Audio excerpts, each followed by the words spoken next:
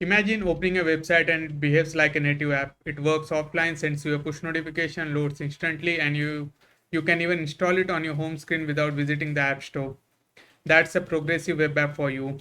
In this video, we are going to walk through and understand what are PWAs from the ground up. Simple enough for someone who's writing their first line of JavaScript, but it will be detailed enough so that the senior engineers can make a decision whether to invest the engineering time in this or not. So let's get started. A progressive web app is a website built using standard web technologies like HTML, CSS, JavaScript, your basic assets, that is enhanced with specific browser APIs so it can work without an internet connection or on the flaky network, be installed on a phone or desktop like a native app, and sends push notifications, loads almost instantly on repeat visits, and can access some device hardware like camera, GPS, etc. The word progressive means it degrades gracefully. A browser that does not support this feature just shows a normal website rather than breaking it. To understand it simply, we can take this example. Think of it as a rental with your own keys.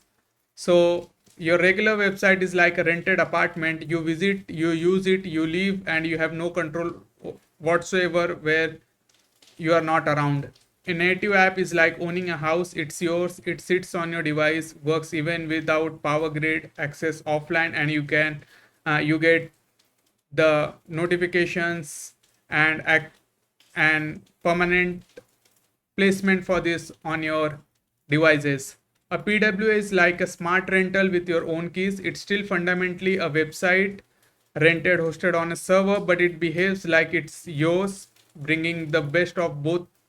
And it could be placed on your home screen. You can lock it in place and even access parts of it when the internet is down. This is not a theoretical concept. This is something which is being already used by many of the companies in the production right now. Some real world examples of this are Twitter Lite, a PWA version that's dramatically smaller and faster than the native app. Starbucks, their web PWA is 99.84% smaller than their iOS app and allows browsing and ordering even when the customer is offline. Pinterest rebuilt their PWA and saw significant increase in the engagement. Uber, their PWA loads in 3 seconds even on the 2G network. If you are preparing for your front-end interviews and looking for the case studies or system design articles on how to design the websites similar to the tech giants, you can check out my course. I have 31 system design article that covers array of different websites that you use daily on the web, like YouTube, your Spotify, your e-commerce apps, your collaborative text editor, your collaborative drawing tools, Google Sheets, and more. Check out my course. Along with the system design articles, I also have 500 plus practical interview questions from 61 different product based companies. You can use the integrated playground to practice the questions company wise and prepare for your interviews. So if you are looking for resources to either upskill in the AI wave or prepare for your interviews, do check out my course. Coming back to the PWAs, let's now understand how you can convert your normal website or your current website to a PWA application. There are 3 pillars of a PWA. Every PWA is built on 3 core technologies. This is part that matters most for the engineers. Pillar 1 is it should run on HTTPS. PWAs require HTTPS. It's not optional. Browser will refuse to register a service worker. As I explained in the previous video where we had discussed the web worker and the service worker works only on the HTTPS because it sits between your application and your network. So because it will be monitoring all the network requests, it has to be secured. That's why it's necessary that your website is running on HTTPS so that the service worker could run. This is a deliberate security decision. Service workers can intercept and modify network requests, so browsers ensure this power only exists over encrypted, tamper-proof connection. The second is the web app manifest file. This is a JSON file linked from your HTML that tells the browser this website can be treated like an app. It defines some basic informations like name, short name, start URL, display you, and your theme. Name, short name is what shows on the home screen. Start URL is what accessed when you open the or click on the icon. Display hides the browser address bar, making or giving a feel like a native app. And then icons are the home screen icons at various resolution. Then manifest file also is also what powers the add to home screen and install prompt in the browser that browser shows. So manifest is the file that tells the browser that this website could be converted to PWA. The third part is, or the third pillar is the service worker. This is the real engine of PWA that genuinely is interesting to understand from the engineering point. In a nutshell, a service worker is a JavaScript file that runs in a separate thread from your web page. It is a special type of web worker. In the background, it runs in the background even when the page is not open. It acts as a programmable network proxy sitting between your app and your network. This single mechanism is what enables offline functionality, so it can serve the cached pages assets when there are no connection. Instant repeat reloads, because the assets are cached. When you repeatedly visit the application, the reload happens instantly. Push notifications. Service worker can receive push events and display notifications even when the app is closed, giving you the feel of a native app. And then background synchronization, so we can queue the actions while offline, and then we can synchronize the data periodically or one-off in the background. We have saw this in details in the previous video, so if you haven't, do check it out. Now the service worker has a life cycle. It is important to understand because if it's not understood properly, it could be a cause of bug. So the service worker goes through 5 stages. The first is register. The browser downloads and registers your service worker JavaScript file. Post that, it installs it. It is fired once, typically used to pre-cache critical assets like your static assets, CSS, JavaScript, fonts, etc. Activate fires when the new service worker takes control, used to clean up old caches. Let's say if you are replacing your older service workers with the new, then activate will fire when the new file takes control of that, invalidating the older cache. And post that, you have the ideal and fetch state. So the worker sits idle until it intercepts a fetch event or receives a message. If you want, one difference is that many people often overlook, or the developers often overlook, is an updated service worker does not take over immediately. It installs in the background and only activate once all the open tabs using the older version of the service workers are closed. Or you can explicitly do that by using the skip waiting method. What's happened when the fetch is observed or monitored, the browser tries to fetch something, maybe an image, an API, an HTML page, or any assets over the network. The service worker intercepts that request before it hits the network.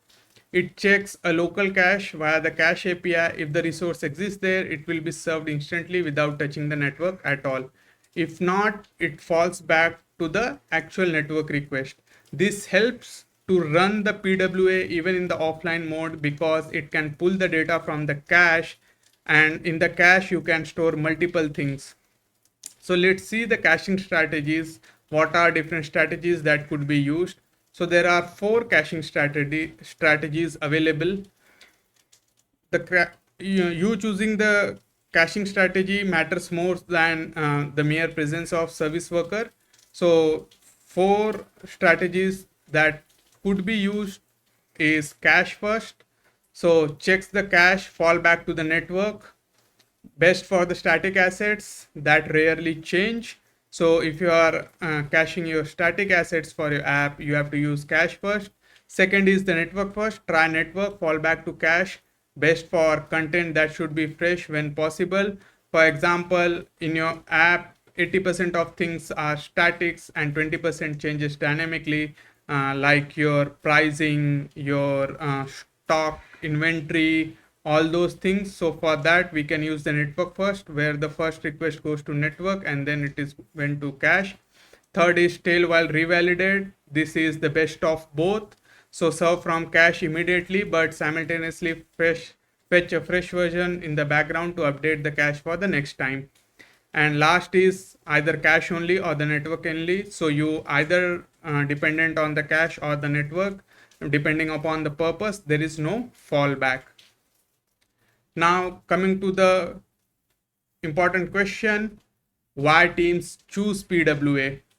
So the problems PWA solve is greater than or it is more on saving the resources, saving the time, and still providing the best user experience. So PWA sit between a website and a native app. The capabilities, offline support, it is provided by native app. It's not provided by website, but it could be provided by PWAs. We can also provide this in the websites using service worker, but PWA is basically an app, so we are discussing the app side of things over here. Installable, yes, native app could be installed. We cannot install website, and PWAs could be installed. Rather than installing, it's more like persisting on your app. Third is push notification. So native apps can receive push notification and show it. Websites also receives right now. And then your PWS too. App Store discovery. So only native apps could be listed in App Store, neither your website nor thus the PWA. And fourth is cross platform one code base. So in native app you have to write the native code for the platform. If it is Android you may use Kotlin, if it is iOS you may use Swift. For the websites, yes, you just write JavaScript and it will be served on the different browsers. Same goes for PWA, you write JavaScript and it could be used as a PWA app across any devices. Instant and shareable via link. So no, we cannot share the native app directly. It has to go through either you have to share the bundle file, which is your APK file for the Android app, or similar for the iOS app. But for the website and PWS, we can share it as a link. Most of the app like advantages. So the major advantage of this is you just create a website and then you make it available as an app with the similar functionality with some enhancement, so that it can pick the flexibility of the native apps as well, giving more native feel than going to the browser and then opening and accessing things. Now some reasons why engineering teams choose PWAs. First is reach and conversion. App stores have massive drop off. Users have to discover the app, tap install, wait for the download and open it. Many abandon this funnel. A PWA removes that friction entirely. The install is one tap in the browser itself or not required at all. Second is performance on poor networks. Emerging market and developing countries like India, Thailand, Nigeria, users are majorly on 2G and 3G benefits. Because assets are cached subsequently and they are loaded near instantly on the next load, and offline fallback pages are there, preventing the dreaded no network browser error page, so it gives a better experience. Third is cost of development. There is only one code base that has to be maintained, your web, unlike Android with limitations and iOS. So you don't have to worry about maintaining two separate code bases like you do for the native apps. I know we can create a hybrid applications in JavaScript as of today using Ion and Cordova, but this is a one step ahead of that. You just have to maintain the website. You don't have to invest on the apps at all, and the website itself will be converted to the app and it could be used across Fourth is discoverability. So native apps leave behind App Store search and rankings. A PWA is just a URL. It could be ranked by Google search engines or shared by users as a link and are usable without any store approval process. So you don't have to get approval from the store managers. You can just publish the website and make it available as an app. Fifth is reduced update friction. So native app updates require store approval and user action to manually update them. A PWA updates the moment the service worker fetches a new version. No action required, no version fragmentation across your user base. So these are the primary reasons why PWAs are preferred over native apps.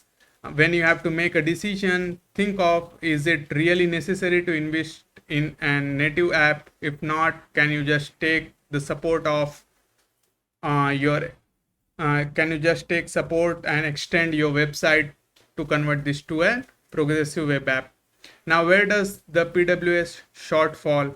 Let's say if you are a senior front engineer where you have to do the evaluation, how do you make the decision whether you need a PWA or not? The first is iOS support is historically weaker. Safari has lagged behind Chrome in supporting features like full push notification, background synchronization. Though this has been improved, but it's still lagging behind. Deeper hardware access is limited, so Bluetooth, NFC, advanced camera controls, and background location tracking are still better, sometimes only possible in native apps. In PWS, we have a controlled access over the hardware features. So if your app requires accessing this or want to have much better control, it's better to create a native app. Third is App Store presence still matters for some businesses. So App Store, Play Store itself a marketing channel for some products, and it can give gap to your PWA app. Ratings and all could be provided to the apps that are visible in the App Store, which provides users a brand a visibility and give them a sense of credibility that this brand is something worth checking out. So if that matters to you, then it's better we should go with the App Store listing creating the native apps. And last is the complex caching logic is a real engineering cost. Getting cache invalidation right requires careful strategy. Stale while revalidate, cache first, network first. All these strategies are have to be put in practice and have to be thoroughly tested so that nothing breaks and users are getting the experience that we are trying to provide them through the PWAs app. So there are limitations to PWAs, but it's not like it's falling back. If you just have to give a better access to your website, all you can do is you can convert it to the PWA so that user can access it one tap and they can visit your application, web application faster. So you can convert that website to a PWA. The final takeaway from this video is you just have to have your website hosted on a secure connection, need a manifest file and a thoughtful service worker which is designed to handle the caching properly, and your website will start behaving like an app. I hope you have enjoyed this video and learned what are PWAs. I'll see you in the next video. Thank you.